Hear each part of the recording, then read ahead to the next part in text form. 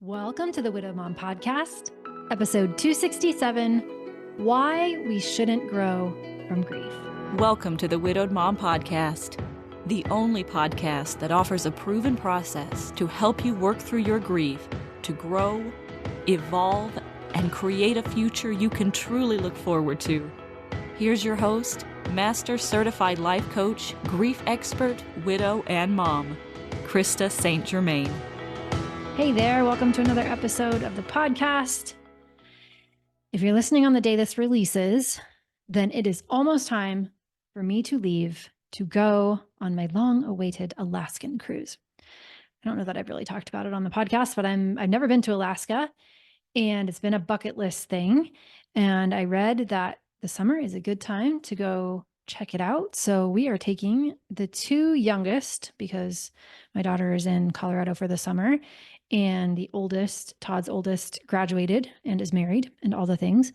So the two youngest are going to come with us to Alaska for a 10-day cruise.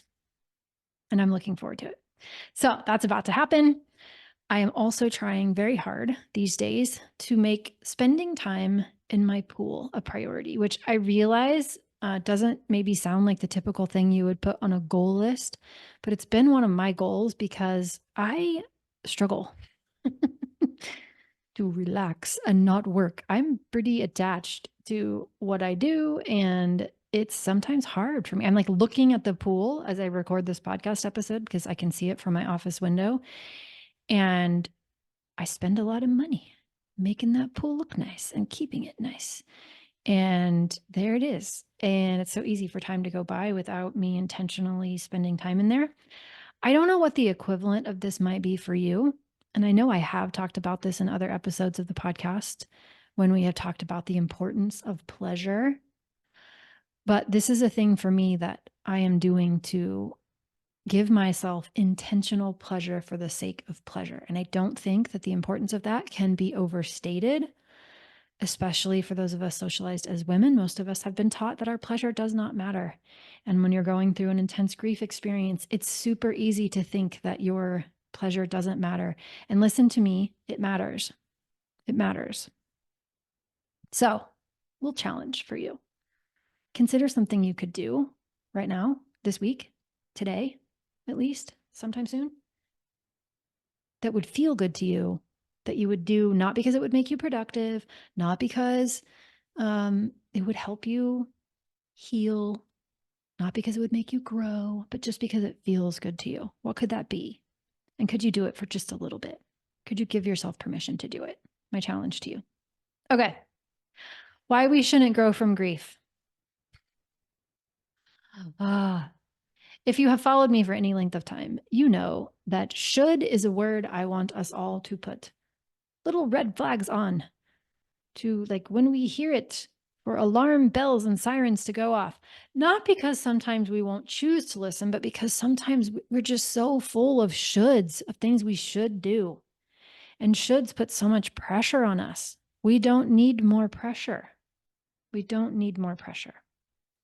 And you might not be telling yourself that you should grow from your grief explicitly. That might not be the way that it's showing up in your brain. You should grow from your grief. I think it's usually a lot more subtle than that, but it really is a should in disguise. Even when it's subtle, it can be a should in disguise. You don't have to do anything. And it is definitely not morally superior to grow from your grief. So if your brain is offering you, even in the subtlest of ways, an idea that you should grow from your grief, then this episode is for you. So I have thoughts. This is not going to be a super long episode, but I want to talk about a couple of reasons why I think this shows up. And then I want to offer some other possibilities for you to consider. So, even I talk a lot about post-traumatic growth. I'm not sure that a lot of people are out there talking about it, but I love talking about it. Post-traumatic growth, of course, is an option, but it is not a should. We don't want to take something that is an option, an available choice, and turn it into a should, right? Post-traumatic growth basically says that positive psychological change is a possibility after something traumatic happens, after something that we experience as traumatic. We can take that part of our life experience, we can use it to get super aligned with our values and make changes so that the life we're living is even more of what we want. It is even more aligned with what we value. Now, that does not mean we are grateful that the loss happened.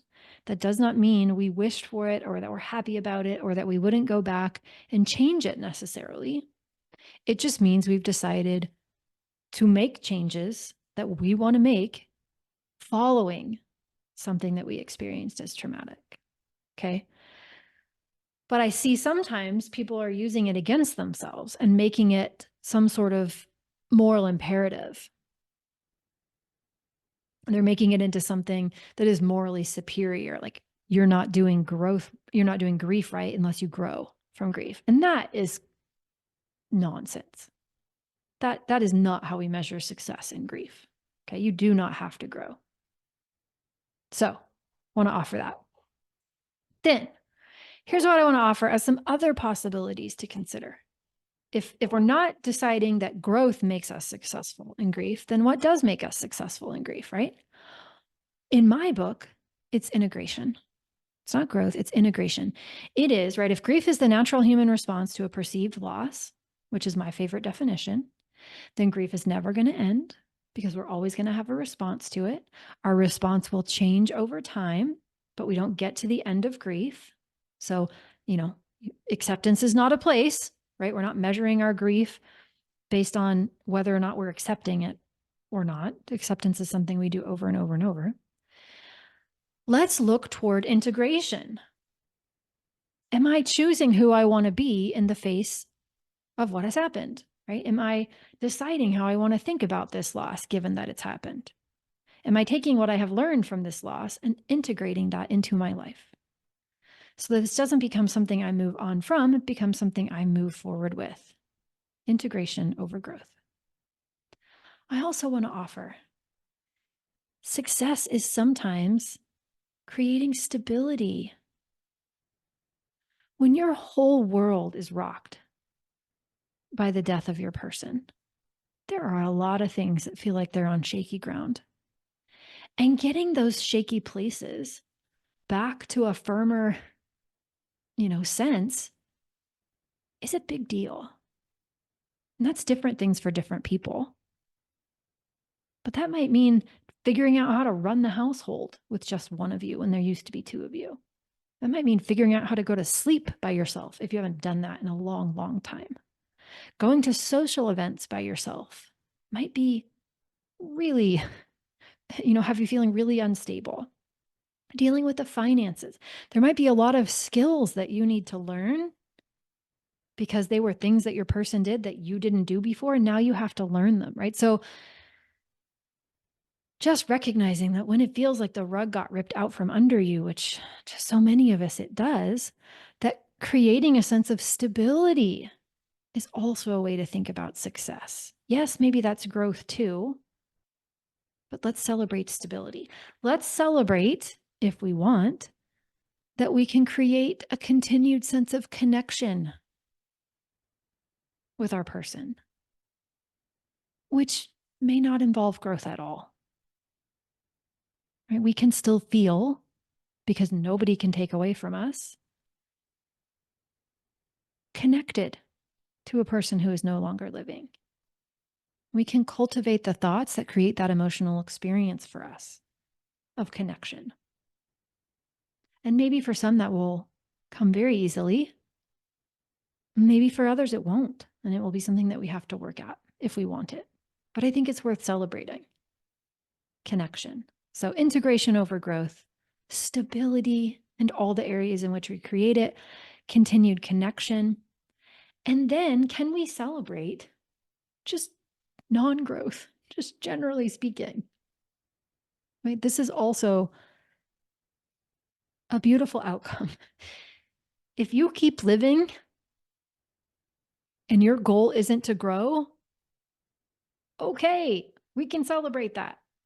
Think about all the things that have happened already since your person died that maybe don't look like growth to you, but were not easy. They were hard, right? And you did them, and you're still doing them. And maybe we don't label those things as growth, but I think we can still celebrate them.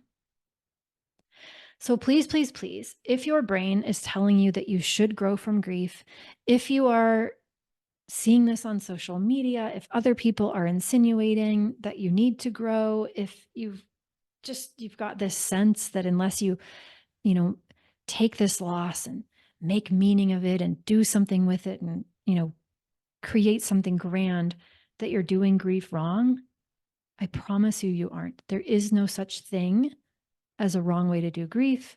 Please, please, please do not listen to the shoulds in your brain unless you want to listen to them. Just because a should shows up, you don't need to listen. You do not need to grow from your grief. We shouldn't grow from grief unless we want to. All right? That's what I have for you this week. Take care. Remember, I love you. You've got this. Take care, and I'll see you next week. Bye-bye. If you like what you've been hearing on this podcast and want to create a future you can truly get excited about even after the loss of your spouse, I invite you to join my Mom Goes On coaching program. It's small group coaching just for widowed moms like you, where I'll help you figure out what's holding you back and give you the tools and support you need so you can move forward with confidence. Please don't settle for a new normal that's less than what you deserve. Go to coachingwithkrista.com and click Work With Me for details and next steps. I can't wait to meet you.